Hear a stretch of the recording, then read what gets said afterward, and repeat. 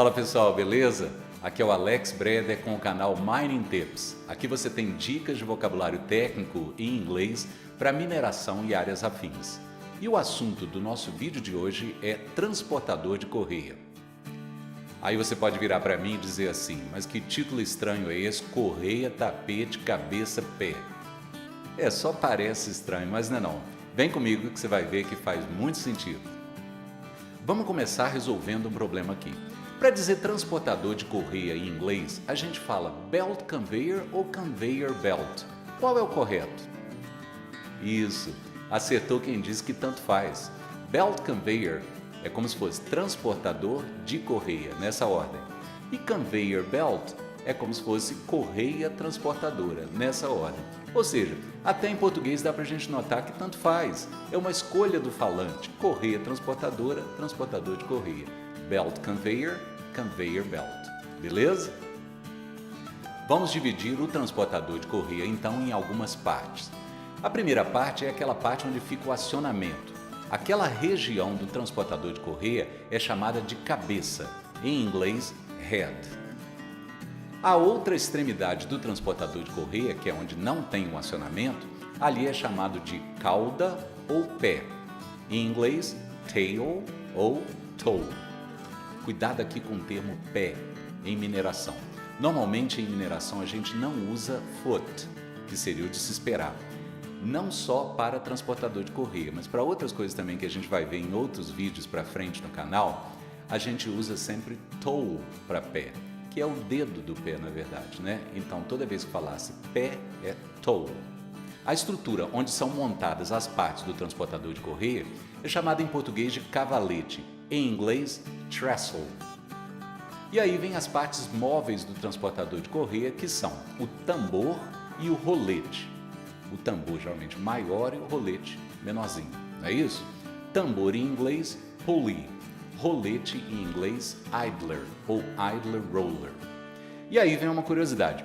Por que a palavra rolete em inglês é idler ou idler roller? Você sabe?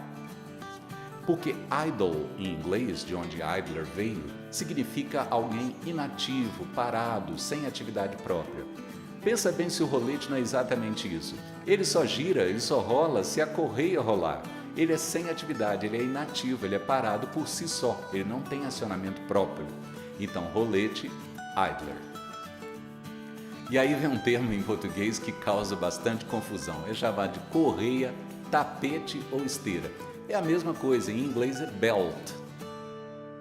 Os roletes e tambores também têm suas denominações próprias. Por exemplo, o rolete, que é conhecido em português como rolete de carga, em inglês é chamado de carrying idler ou também de troughing idler.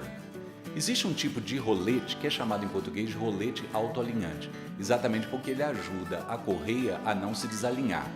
Tem gente que em inglês faz uma ginástica danada para descobrir esse termo, mas esse termo é simples, é chamado de training idler.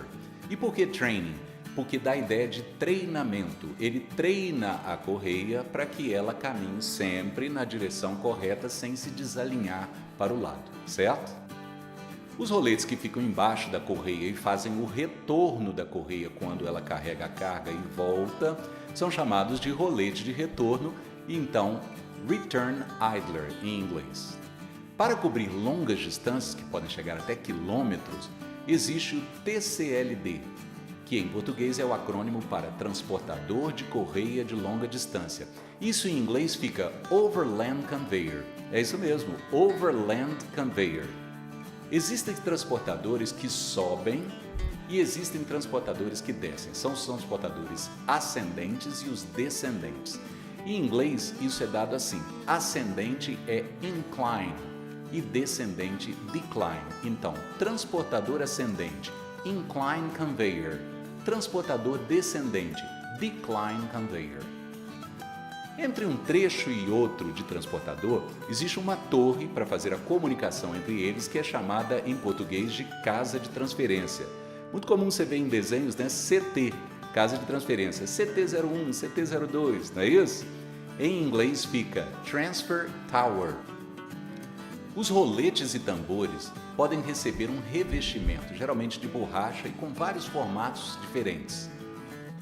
Esse revestimento, que em inglês normalmente se chama liner, para transportadores de correia, ou seja, para os roletes e tambores, é chamado de legging. Então, revestimento legging. E para terminar esse vídeo de hoje, nós vamos falar sobre problemas que podem acontecer com o transportador de correia. O primeiro deles, desalinhamento de correia. A correia pode sofrer movimentação lateral sobre os roletes e tambores, e isso pode causar até um desgaste prematuro da correia. Esse desalinhamento de correia, em inglês, pode ser chamado de misalignment. Mas eu descobri um termo bastante legal que eu quero compartilhar com você. Side travel. E é legal, né? Porque travel significa movimentação e side lateral, ou seja, exatamente o que o desalinhamento de correia é, uma movimentação lateral. Então, desalinhamento, side travel. Normalmente é instalada uma instrumentação no transportador de correia chamada chave de desalinhamento, que avisa quando há esse movimento lateral da correia. Essa chave de desalinhamento em inglês, então, fica Side Travel Switch.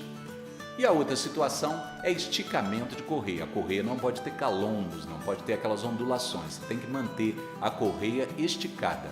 Esticamento normalmente em inglês é stretching, mas para transportador de correia não é take-up. Então, esticamento de correia, belt take-up. E por que take-up, né? Up não é para cima, que a gente sempre aprendeu em inglês? Exatamente. Uma das formas de você esticar a correia é usando a torre de esticamento, que é a take-up tower. É um sistema de gravidade e contrapeso que mantém a correia esticada.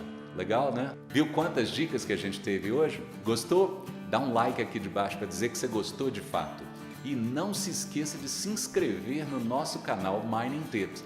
Assim, toda vez que surgir um vídeo novo, você vai ficar sabendo na hora, beleza? Grande abraço para você e sucesso!